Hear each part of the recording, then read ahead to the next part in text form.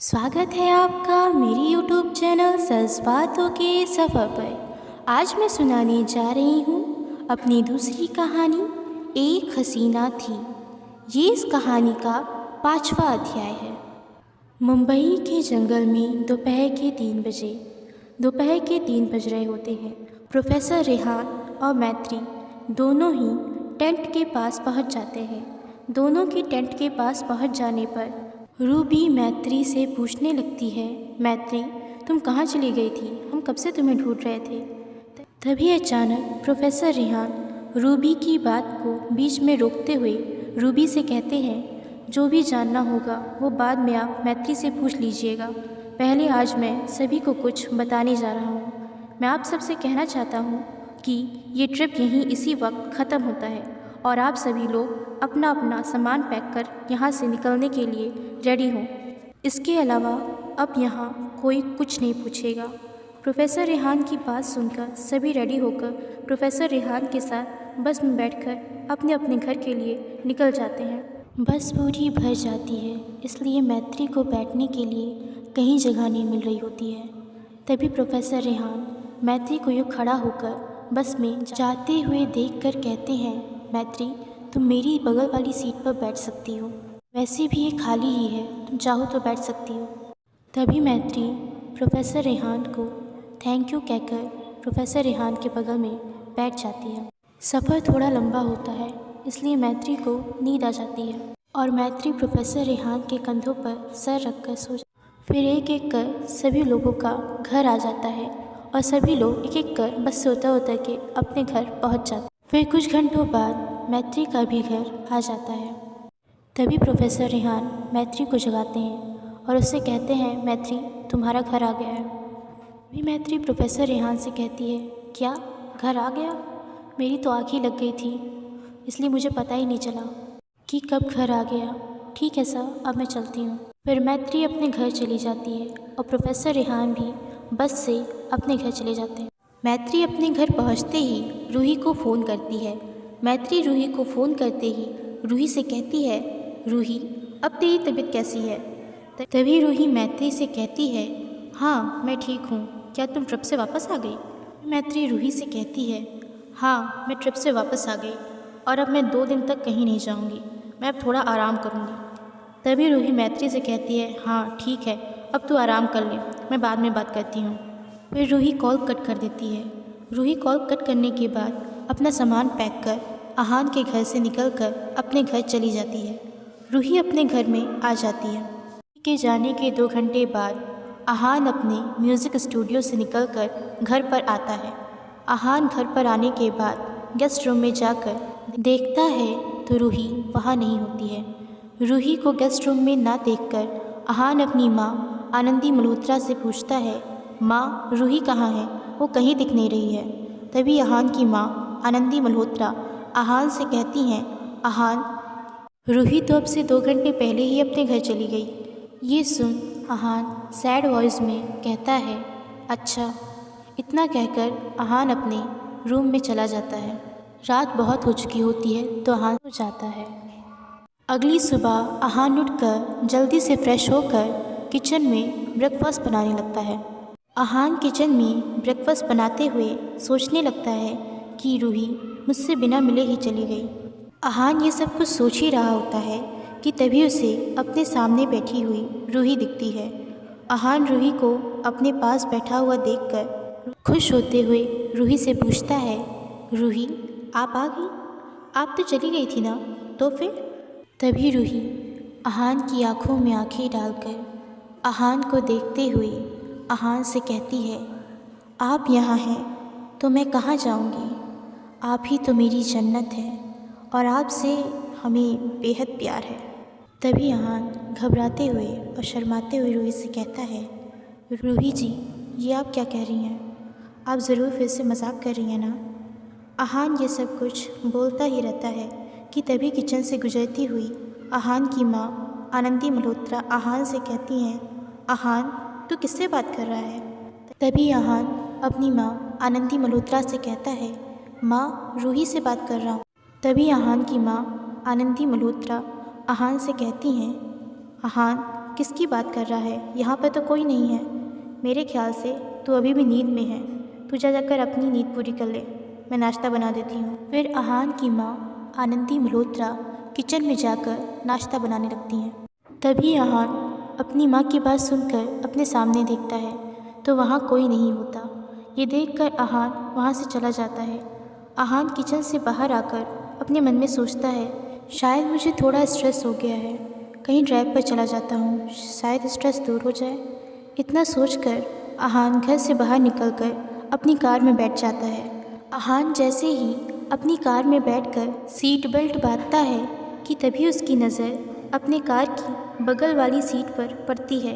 अहान जैसे ही अपनी बगल वाली सीट को देखता है तो वहाँ रूही बैठी होती है। वो रूही को देखता है तो बस देखता ही रह जाता है।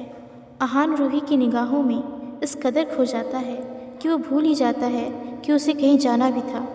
तभी अचानक से अहान का मोबाइल बजने लगता है। मोबाइल के बजते ही अहान होश में आते हुए अपने सामने देखता है तो वहाँ रूही नहीं होती है। अहान समझ जाता है कि वो फिर खुली आंखों से सपना देख रहा है। तभी अहान फ़ोन रिसीव करता है।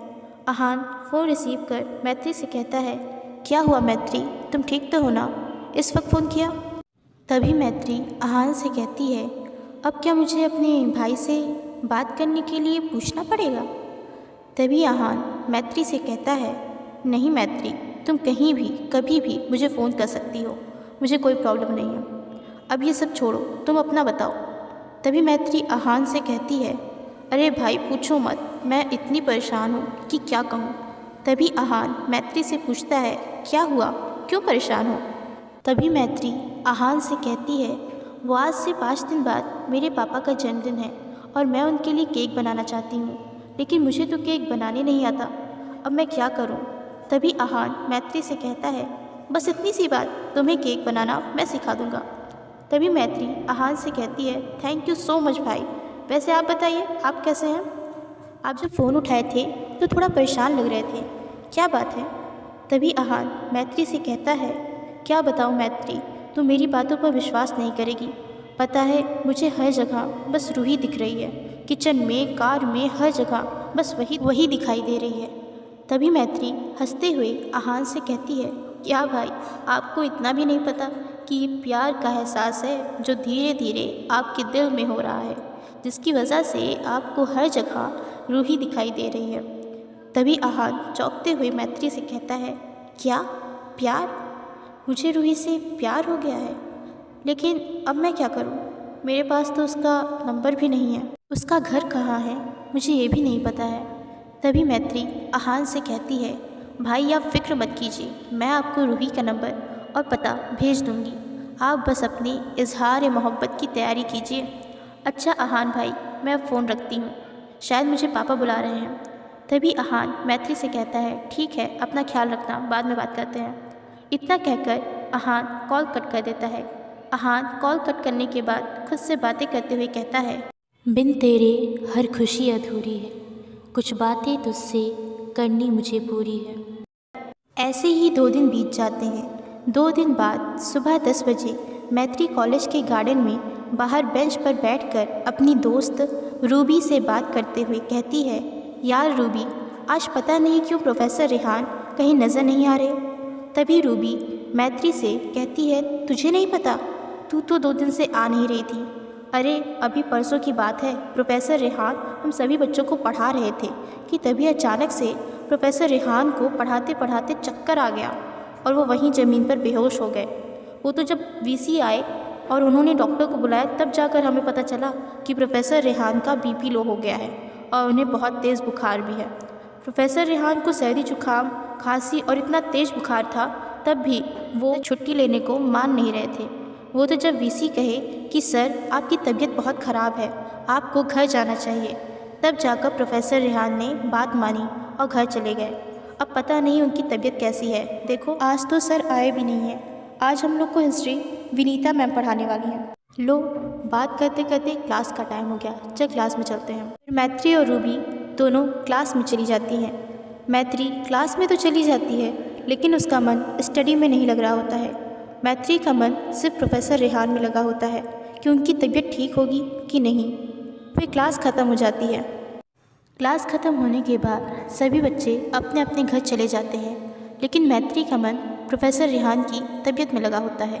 इसलिए मैत्री प्रोफेसर रेहान के घर चली जाती है। मैत्री प्रोफेसर रेहान के घर पहुंच जाती है।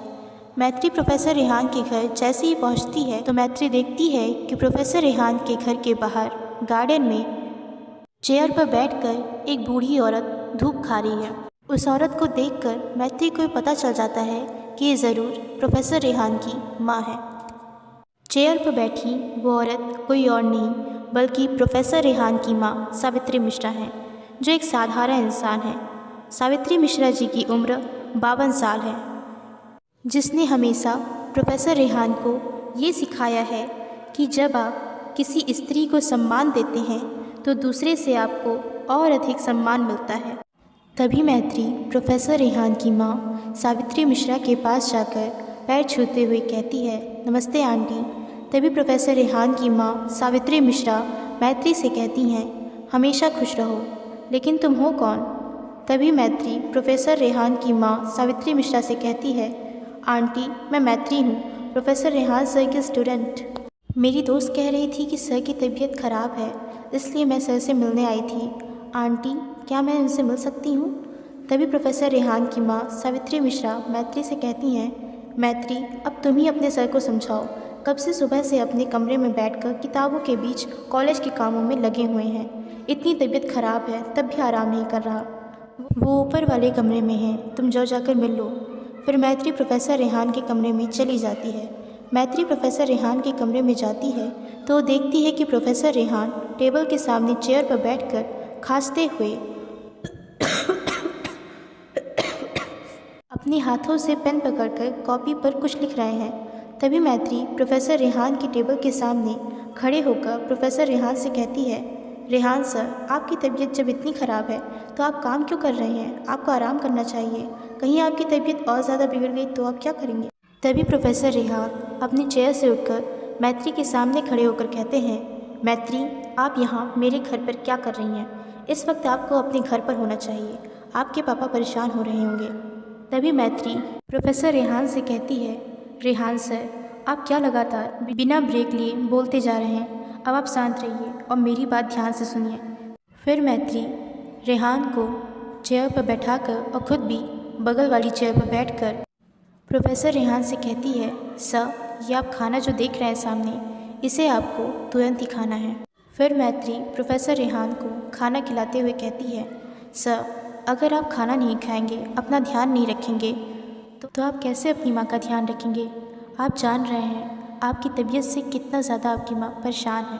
वो चाह रही हैं जल्दी से आपकी तबीयत ठीक हो जाए और आप हैं कि इतनी लापरवाही कर रहे हैं। चलिए जल्दी से खाना खा लीजिए। ऐसे तो दुनिया में ऐसा कोई है नहीं जो प्रोफेसर रेहान से अपनी बात मनवा सके, लेकिन आज न जाने क्यों प्रोफेसर रेहान बिना कुछ कहे मैत्री की सारी बात मान रहे होते हैं। मैत्री प्रोफेसर रेहान को खाना खिलाकर दवाई खिला देती है और प्रोफेसर रेहान ये सब करते हुए बस मैत्री को देख रहे होते हैं कि वो मैत्री ये सब कुछ उनके लिए क्यों कर रही है। वो ये सब कुछ समझ नहीं पा रहे होते हैं कि तभी मैत्री के मोबाइल पर मैत्री के पापा आनंद सिंघानिया का कॉल आ जाता है। मैत्री तुरंत ही अपने पापा आनंद सिंघानिया का फ़ोन रिसीव करती है। मैत्री के फ़ोन उठाते ही मैत्री के पापा आनंद सिंघानिया मैत्री से पूछते हैं, तुम कहाँ हो मैत्री? इतनी देर हो गई है, तुम अभी कॉलेज से घर नहीं आई? तभी मैत्री अपने पापा आनंद सिंघानिया से झूठ बोलते हुए कहती है, पापा मैं वो रूबी के घर पर हूँ, कुछ देर में आ रही हूँ, आप फिक्र मत कीजिए। तभी मैत्री के पापा आनंद सिंघानिया मैत्री से कहते हैं, ठीक है तुम जल्दी आओ। इतना कहकर मैत्री के पापा आनंद सिंघानिया कॉल कट कर देते हैं। कॉल कट जाने के बाद मैत्री प्रोफेसर रेहान से कहती है, ठीक है सर अब मैं चलती हूँ, आप अपना ध्यान रखिएगा, टाइम से दवाइयाँ खा लीजिएगा और आराम करिएगा। वहीं प्रोफेसर रेहान मैत्री के जाने के बाद अपने मन में सोचते हैं कि आज मैत्री कुछ अजीब सा रिएक्ट कर रही थी, उसे क्या हो गया? इतनी उदास क्यों थी और इतनी परेशान? आखिर मैत्री इतना अजीब रिएक्ट क्यों कर रही थी? क्या प्रोफेसर रेहान से मैत्री को प्यार हो गया है? इस कहानी में आखिर क्या होने वाला है, ये जानने के लिए देखें हमारी कहानी एक हसीना थी। Please like share and subscribe करें। धन्यवाद।